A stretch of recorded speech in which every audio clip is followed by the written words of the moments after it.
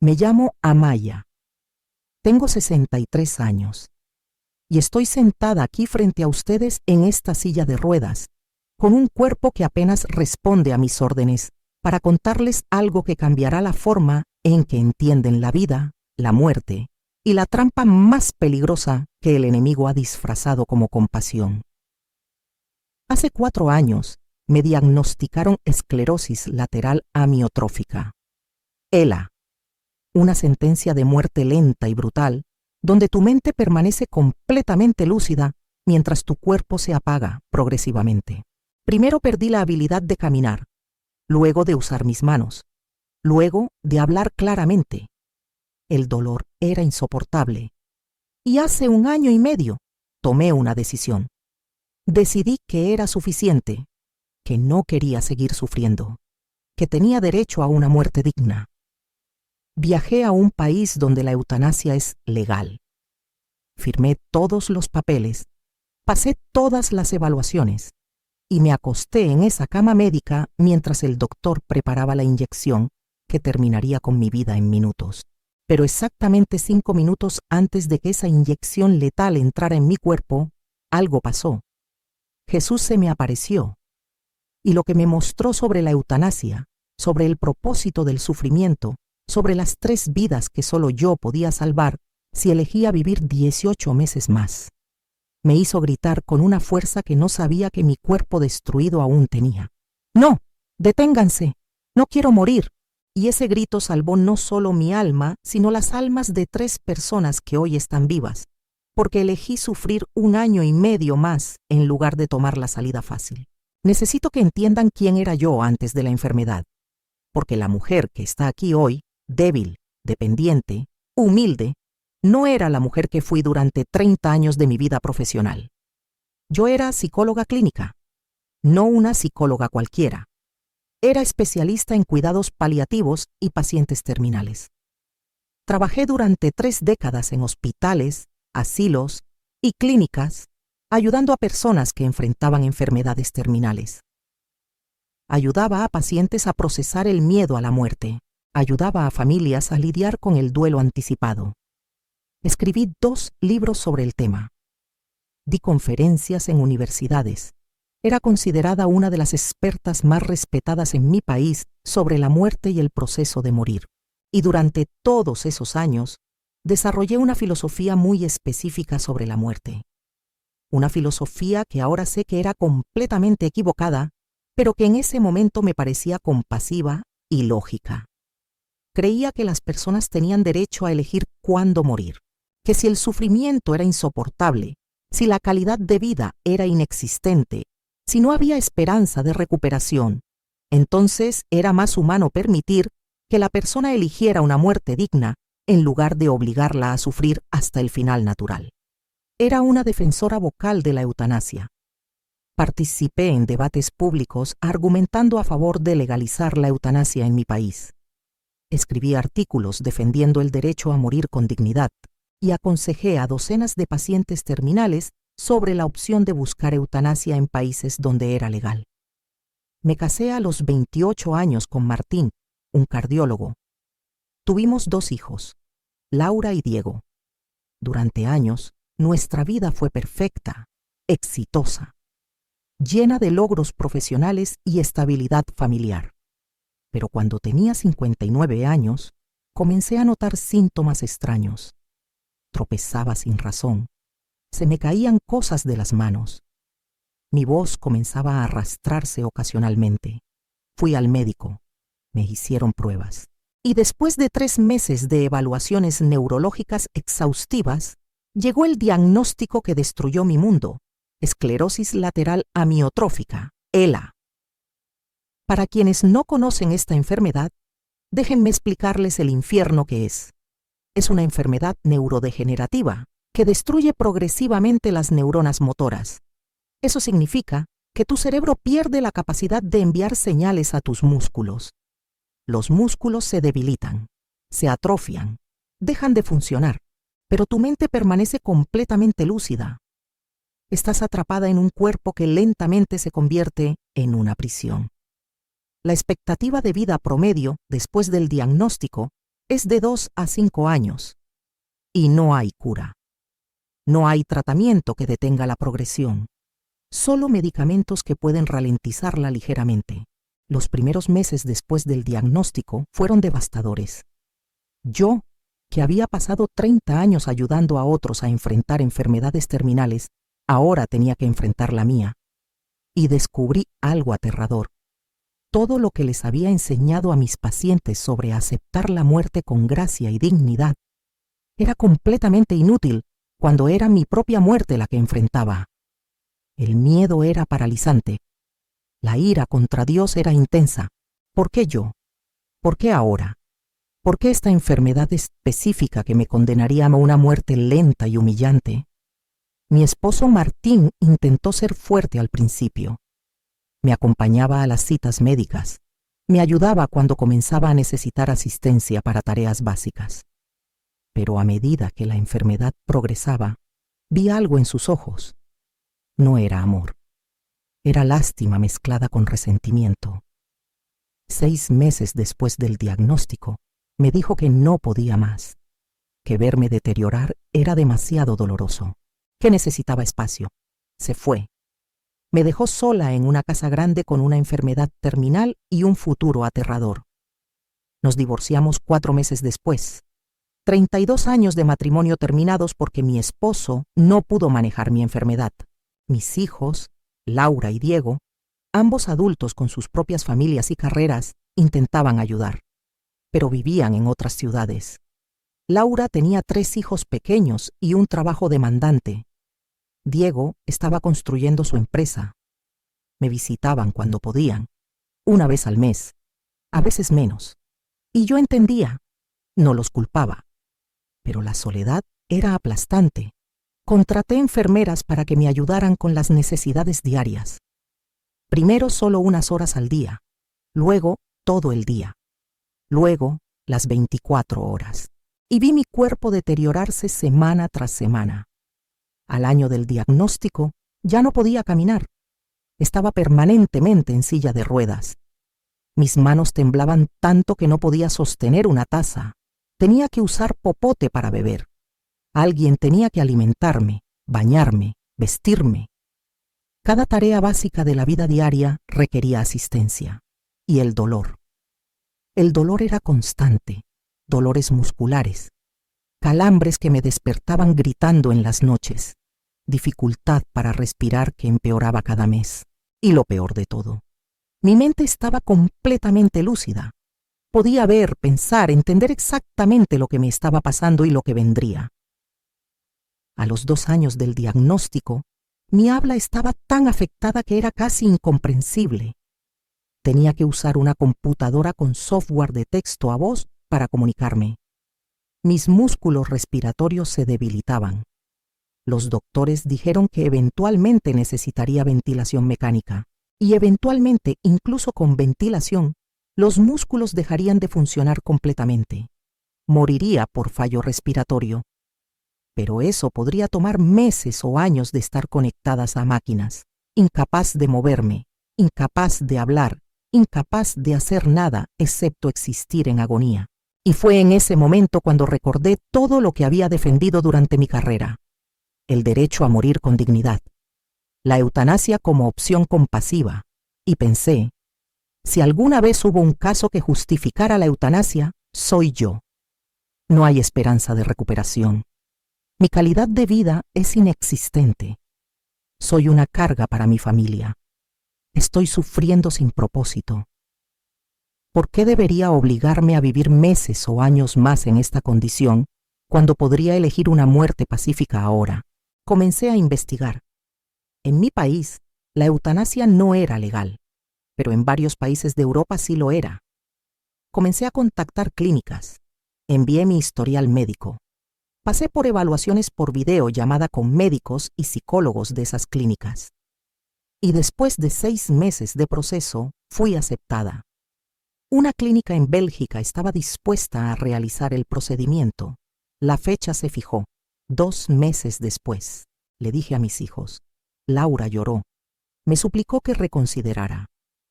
Mamá, todavía hay tiempo, todavía podemos estar juntas, no te rindas. pero yo ya había tomado la decisión. Diego fue más pragmático. Entendía mi razonamiento. Si eso es lo que quieres, mamá, te apoyaré, aunque me duele perderte. Le dije a mi ex esposo Martín. Él dijo: siempre admiré tu lógica, Amaya, y esto es lo más lógico que podrías hacer dada tu situación. Sus palabras se sintieron vacías, pero las acepté. Los 2 meses pasaron en un borrón de preparativos. Organicé mis asuntos financieros.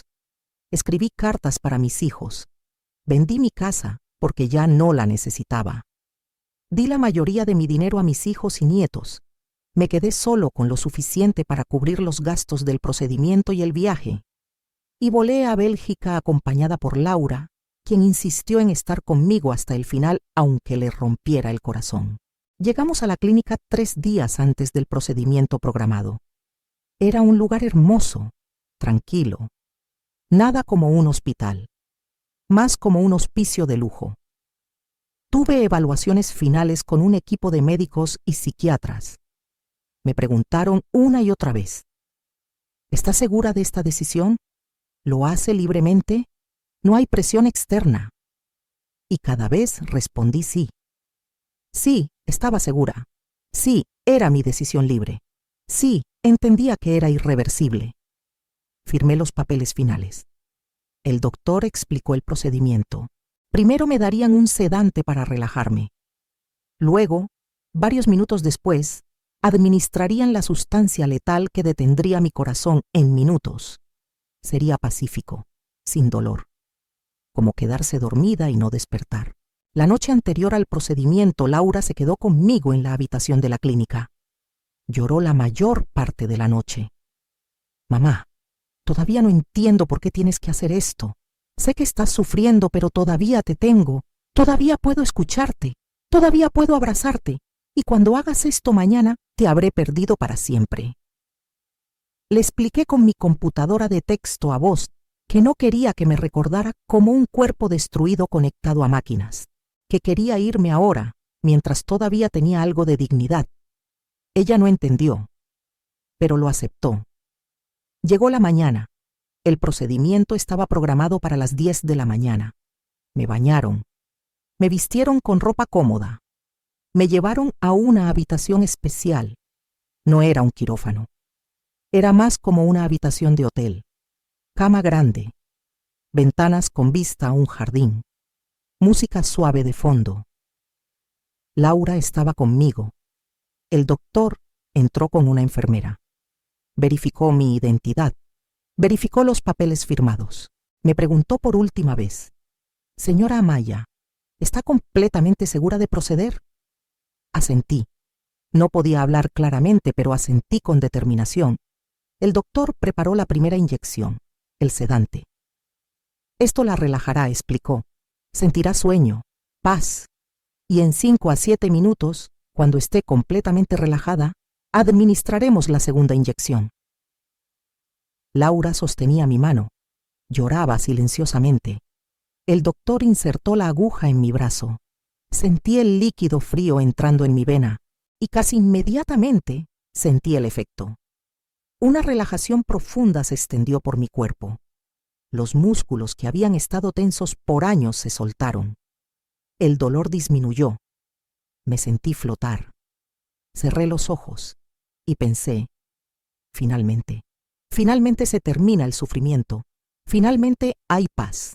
Pero entonces algo cambió. Aún tenía los ojos cerrados. Aún podía escuchar vagamente el sonido de la música de fondo y el llanto suave de Laura. Pero una presencia llenó la habitación. Una presencia tan poderosa que cortó a través de la sedación como un rayo de luz atravesando la niebla. Y de repente, aunque mi cuerpo seguía acostado en esa cama, mi espíritu estaba en otro lugar. Estaba de pie. De pie. Algo que no había podido hacer en más de un año, y frente a mí había una figura de luz. Era Jesús. No necesité que me dijera quién era. Lo supe instantáneamente. Lo supe de la misma manera que sabes que el sol es el sol cuando lo miras. Tenía forma humana. rostro que irradiaba compasión mezclada con algo más. Tristeza. Sí, tristeza profunda. Me miró directo a los ojos y dijo: Amaya, ¿sabes lo que estás a punto de hacer? Voy a terminar con mi sufrimiento, respondí, y me sorprendió que podía hablar, claramente, sin el arrastre de las palabras que había tenido durante meses. Vas a rechazar el tiempo que te he dado, corrigió Jesús. Vas a tomar en tus manos una decisión que solo me pertenece a mí, y hay consecuencias para eso. Pero estoy sufriendo, protesté. El dolor es insoportable. Mi vida no tiene propósito. Soy una carga. ¿Por qué querría que continúe así? Porque el sufrimiento tiene propósito, dijo Jesús, y extendió su mano. Déjame mostrarte. Tomé su mano y de repente estaba viendo escenas de mi vida futura. La vida que tendría si elegía no morir hoy. La primera escena me mostró 8 meses en el futuro. Estaba en mi casa, todavía en silla de ruedas, todavía sufriendo. Pero había una mujer conmigo, una enfermera nueva que acababan de contratar para cuidarme. Su nombre era Patricia. Tenía 34 años, madre soltera de 2 niños. Y aunque sonreía mientras me cuidaba, yo podía ver en esta visión algo que no podría haber visto normalmente. Podía ver su corazón, y estaba quebrantado, desesperado. Estaba planeando suicidarse. Había comprado pastillas, las tenía escondidas en su bolso. Planeaba tomarlas esa misma noche después de poner a sus hijos a dormir. Pero en la visión, vi que yo, Amaya, decía algo. No podía hablar claramente en ese momento futuro. Usaba mi computadora de texto a voz, pero había escrito un mensaje para Patricia. Un mensaje que salió de décadas de experiencia como psicóloga mezclado con mi propio sufrimiento reciente. Le dije a través de la computadora: Patricia, sé que estás sufriendo. Lo veo en tus ojos. Y quiero que sepas algo. El sufrimiento no es el final. Es el horno que purifica el oro. He aprendido más sobre mí misma, sobre Dios, sobre el propósito de la vida en 2 años de enfermedad que en 30 años de carrera exitosa. Y si yo, que estoy en este estado, puedo encontrar razones para seguir viviendo, tú también puedes. Sea lo que sea que estés enfrentando, no es más grande que el amor de Dios por ti. En la visión, vi a Patricia quebrantarse. Lloró en mis brazos. Me confesó su plan de suicidio, y yo, aunque no podía moverme, le ministré con mis palabras. La convencí de buscar ayuda, de aferrarse a la vida, de confiar en que Dios tenía un plan incluso en medio de su dolor. Y vi el futuro de Patricia después de esa conversación. Vi cómo buscó ayuda, cómo su vida cambió, cómo años después se convirtió en misionera médica. Viajó a África, salvó miles de vidas en aldeas remotas. Todo porque yo, en mi sufrimiento, le di una razón para seguir viviendo. Esa es la primera vida que salvarás, dijo Jesús. Si mueres hoy, Patricia morirá en 8 meses, y los miles que ella salvará nunca serán salvados. La segunda escena me mostró 1 año en el futuro. Mi hijo Diego estaba visitándome, y en nuestra conversación, él me confesaba algo.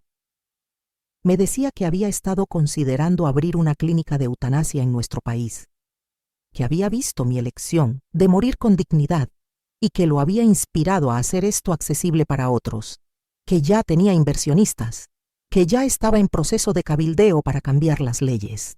Pero en la visión vi que yo le respondía con algo que lo detenía en seco.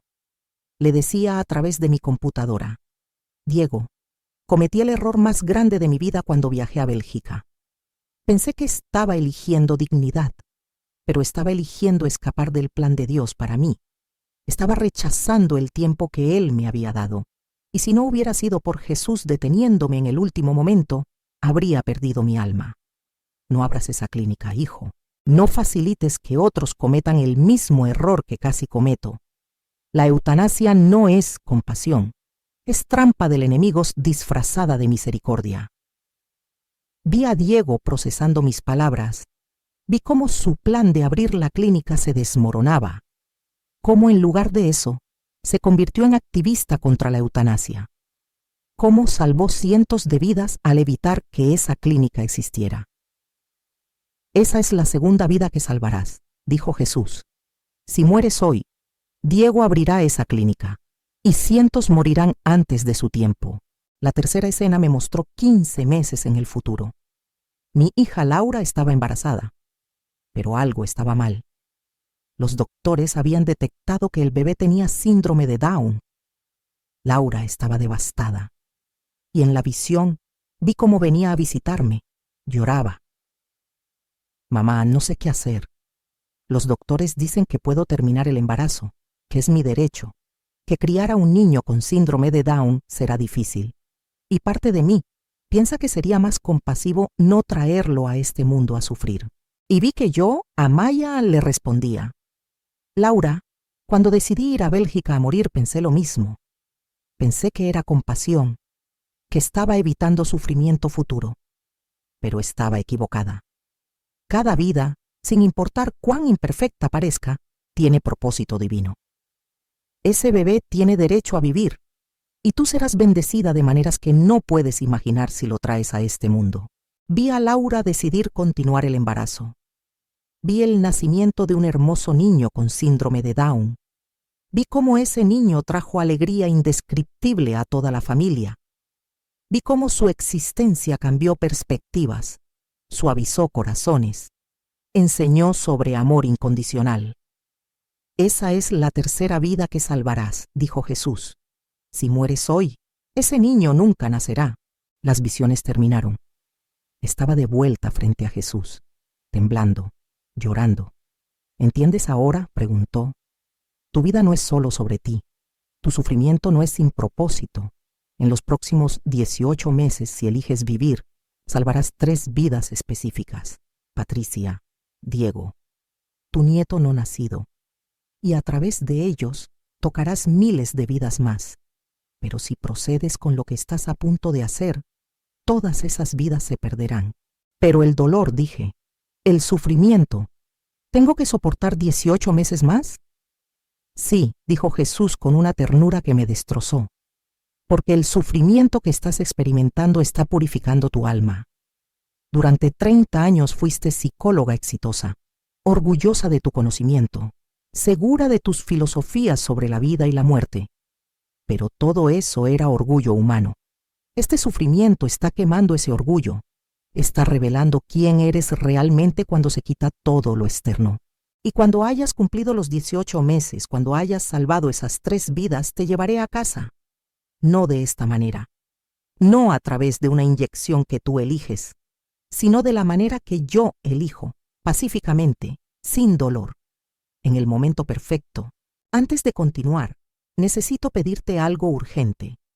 Si esta historia te está tocando, si conoces a alguien que está considerando la eutanasia o el suicidio asistido, necesito que te suscribas a este canal ahora mismo, porque este mensaje tiene que llegar a millones de personas que están siendo engañadas por la mentira de que la eutanasia es compasión.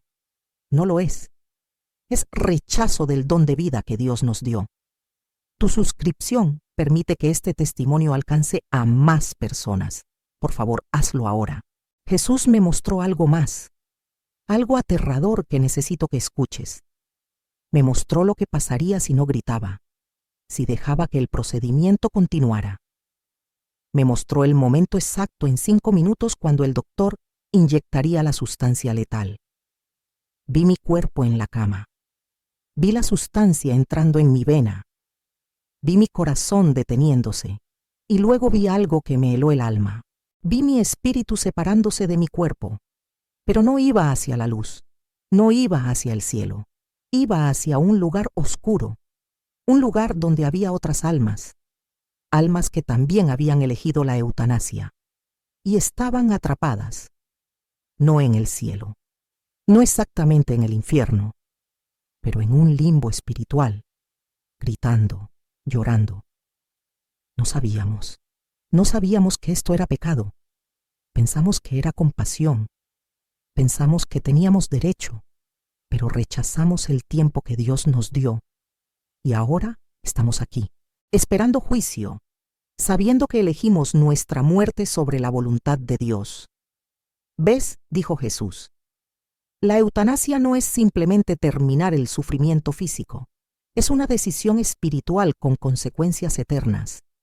Cuando rechazas el tiempo que te he dado, cuando tomas en tus manos la decisión de cuándo morir, estás diciendo, mi voluntad sobre la tuya, Dios. Y eso es pecado, pecado que requiere arrepentimiento. Pero las leyes lo permiten, protesté. Los doctores dicen que es compasivo. Toda mi carrera defendí esto. ¿Cómo puede ser pecado si es legal? Las leyes humanas no determinan la moralidad divina, respondió Jesús. El aborto es legal en muchos lugares, pero sigue siendo asesinato de inocentes. El divorcio es legal, pero rompe el pacto sagrado del matrimonio. La eutanasia es legal en algunos países, pero es suicidio disfrazado de compasión. Y el suicidio es rechazo del don de vida. Es decirle a Dios, no confío en tu plan, no acepto el tiempo que me diste, voy a terminar esto a mi manera. Y eso, Amaya, tiene consecuencias. Me mostró algo más. Me mostró mi propia muerte futura. La muerte que vendría en 18 meses si elegía vivir. Me mostró el momento exacto. Estaría en mi casa, rodeada de Laura, Diego, sus familias. Patricia estaría allí también. Habría paz, habría amor. Y mi corazón simplemente se detendría, sin dolor, sin lucha, como quedarme dormida. Y mi espíritu iría directo a los brazos de Jesús. Esa es la muerte que te espera si confías en mí, dijo. Pacífica, digna, en el tiempo correcto, pero tienes que elegir ahora. Tienes exactamente 5 minutos antes de que esa inyección letal entre en tu cuerpo. Si gritas ahora, si detienes esto, te daré esos 18 meses, pero tienes que elegir ahora. Miré a Jesús. Miré la visión del futuro si vivía, las 3 vidas que salvaría, los miles que serían tocados a través de ellas. Miré la visión de mi muerte pacífica en 18 meses. Y luego miré la alternativa, la oscuridad, el limbo, las almas gritando que no sabían, y tomé la decisión más difícil de mi vida. Grité. Con cada gramo de fuerza que mi cuerpo destruido podía generar, grité, ¡no! ¡Deténganse! ¡No quiero morir! Inmediatamente volví a mi cuerpo. Abrí los ojos. El doctor y la enfermera me miraban aturdidos. Laura saltó de su silla. ¡Mamá! ¡Mamá! ¿Qué dijiste? Grité de nuevo usando mi voz quebrada y casi incomprensible. ¡No quiero morir! ¡Deténganse! El doctor se veía completamente desconcertado. Señora Amaya, esto es muy inusual. Nunca en mi carrera alguien ha detenido el procedimiento en este punto. ¿Está segura? ¿Quiere que paremos? Asentí violentamente. Lágrimas corrían por mi rostro. Laura me abrazaba. Mamá, ¿qué pasó? ¿Qué te hizo cambiar de opinión? No podía explicar todo en ese momento. Estaba demasiado abrumada, demasiado temblando. Pero logré decir con mi computadora de texto a voz. Vi a Jesús. Me mostró lo que pasaría si moría, y no puedo. Todavía no. Tengo trabajo que hacer. Me sacaron del procedimiento inmediatamente. Llamaron a un psiquiatra de emergencia. Pasé 2 horas siendo evaluada. El psiquiatra me preguntó si había tenido una alucinación inducida por el sedante, si estaba teniendo un episodio psicótico, si estaba siendo presionada por mi hija para detener el procedimiento. Y cada vez respondí, no. Estoy completamente cuerda. Sé exactamente lo que vi. Y sé exactamente lo que necesito hacer. Después de la evaluación, me dieron la opción de reagendar el procedimiento para otro día, de tomar tiempo para pensar. Pero dije no. No quería otro día programado. No quería esa opción disponible. Quería regresar a casa y vivir el tiempo que Dios me había dado. Laura y yo volamos de regreso a casa 2 días después. Durante el vuelo, le conté todo. Cada detalle de lo que Jesús me mostró. Las 3 vidas que salvaría. Los 18 meses que me quedaban. la promesa de una muerte pacífica al final. Ella lloró, pero esta vez eran lágrimas de alivio. Mamá, casi te pierdo para siempre. Gracias a Dios que gritaste. Los siguientes 18 meses fueron exactamente como Jesús prometió. Fueron brutales físicamente. Mi condición continuó deteriorándose. Perdí completamente la habilidad de hablar. Necesitaba asistencia para cada aspecto de mi vida. El dolor era constante. Había días donde lloraba preguntándome si había hecho la elección correcta. Días donde el sufrimiento parecía insoportable. Pero cada vez que dudaba, recordaba las visiones. Recordaba a Patricia, a Diego, a mi nieto no nacido, y seguía adelante. 8 meses después de regresar, contraté a una nueva enfermera. Su nombre era Patricia.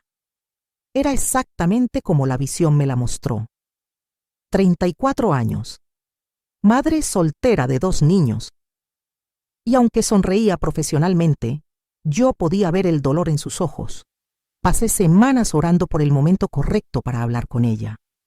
Y exactamente como Jesús me mostró, un día ella estaba particularmente triste. Y yo, usando mi computadora de texto a voz, le dije exactamente las palabras que había visto en la visión. Patricia se quebrantó. Me confesó que había comprado pastillas, que planeaba suicidarse esa misma semana, que no veía salida a su situación financiera y emocional. Y yo le ministré. Le conté mi propia historia, lo que casi hice en Bélgica, lo que Jesús me mostró y le dije: Patricia, Dios te ama, tu vida tiene propósito, tus hijos te necesitan. Y más allá de eso, hay personas en el futuro que tú vas a tocar si eliges vivir. No te rindas ahora. Patricia buscó ayuda, fue a terapia, encontró una iglesia, su vida cambió completamente, y 2 años después de ese día, me llamó para decirme que había sido aceptada en un programa de misioneros médicos, que iría a África, exactamente como Jesús me mostró. Usted me salvó la vida, me dijo llorando, y ahora voy a usar mi vida para salvar otras. 1 año después de regresar de Bélgica, Diego vino a visitarme, y exactamente como la visión mostró, me confesó su plan de abrir una clínica de eutanasia. Mamá, verte tomar esa decisión de buscar una muerte digna me inspiró. Quiero hacer esto accesible para otros en nuestro país. Y yo, con mi computadora, le respondí exactamente lo que Jesús me dio para decirle. Le conté la verdad sobre lo que realmente es la eutanasia. Le mostré las consecuencias espirituales. Le rogué que no abriera esa clínica. Diego lloró. Mamá, no sabía. Pensé que estaba haciendo algo bueno, algo compasivo. La compasión verdadera, le escribí, es caminar con las personas en su sufrimiento, no terminar sus vidas prematuramente, es ofrecer cuidados paliativos, amor, presencia, no una inyección letal. Diego abandonó sus planes, y más que eso, se convirtió en activista. Comenzó a hablar públicamente contra la legalización de la eutanasia en nuestro país. Salvó incontables vidas. 15 meses después de regresar, Laura vino a visitarme con noticias devastadoras. Estaba embarazada. Pero el bebé tenía síndrome de Down, y los doctores le habían ofrecido la opción de terminar el embarazo. Estaba considerándolo seriamente, y yo, recordando la visión, le dije exactamente lo que Jesús me dio para decirle. Le hablé sobre el valor de cada vida, sobre cómo el sufrimiento que yo había experimentado me enseñó que las vidas imperfectas tienen propósito divino. Le rogué que no terminara el embarazo. Laura decidió continuar, y 6 meses después nació Mateo, mi nieto, un hermoso bebé con síndrome de Down. Y tal como la visión mostró, trajo alegría indescriptible a toda la familia. Cambió perspectivas, suavizó corazones. Hoy tiene 2 años, y es la luz de nuestras vidas. 3 vidas salvadas, exactamente como Jesús prometió. Patricia, Diego, Mateo, y a través de ellos, miles más serán tocados. todo porque elegí sufrir 18 meses más en lugar de tomar la salida fácil. Y entonces llegó el mes 18. Era un martes por la tarde. Estaba en mi casa. Laura estaba visitándome con Mateo. Diego había venido también. Patricia estaba allí. Estábamos todos en la sala, hablando, riendo incluso. Y de repente sentí algo, una paz profunda que descendió sobre mí. Miré a mi familia. Les sonreí y mi corazón simplemente se detuvo. No hubo dolor. No hubo lucha. No hubo agonía respiratoria como los doctores habían predicho que sería mi muerte eventual por ELA. Solo paz. Mis ojos se cerraron. Y lo siguiente que supe era que estaba frente a Jesús de nuevo. Pero esta vez no había visiones. No había advertencias. Solo sus brazos abiertos. Bienvenida a casa, Amaya, dijo. Cumpliste tu misión. Salvaste las 3 vidas que solo tú podías salvar. Y ahora descansa. Pero antes de morir, grabé este testimonio. Lo grabé específicamente para ti. Para ti que estás considerando la eutanasia. Para ti que estás sufriendo y piensas que la muerte es la única salida. Para ti que has sido engañado por la mentira de que terminar tu vida es compasión. Escúchame. La eutanasia no es misericordia. Es trampa del enemigo. Es rechazo del don de vida que Dios te dio. Es tomar en tus manos una decisión que solo le pertenece a Dios. Tu vida no es solo sobre ti. Tu sufrimiento no es sin propósito. Hay personas que solo tú puedes tocar. Vidas que solo tú puedes salvar. Y si terminas tu vida prematuramente, esas misiones quedarán sin cumplir. Esas vidas se perderán. Confía en Dios. Confía en que Él sabe cuándo es tu tiempo real de morir. Y cuando ese tiempo llegue, será pacífico, será digno, será en el momento perfecto. Si estás escuchando esto, déjame un comentario. Cuéntame si estás considerando la eutanasia. Si conoces a alguien que lo está. Porque necesito saber que este mensaje está llegando a las personas correctas. Y si aún no te has suscrito, hazlo ahora. Este testimonio necesita llegar a millones que están siendo engañados. Y si conoces a alguien que está sufriendo, que está considerando terminar su vida, comparte este video con urgencia. Podría salvar su vida. Podría salvar su alma. La eutanasia es el engaño más peligroso de nuestro tiempo, disfrazado de compasión, disfrazado de dignidad, pero en realidad es rechazo de Dios. Y las consecuencias son eternas. Viví 18 meses más de sufrimiento brutal, y fueron los 18 meses más importantes de mi vida, porque en ese tiempo cumplí el propósito para el que fui creada.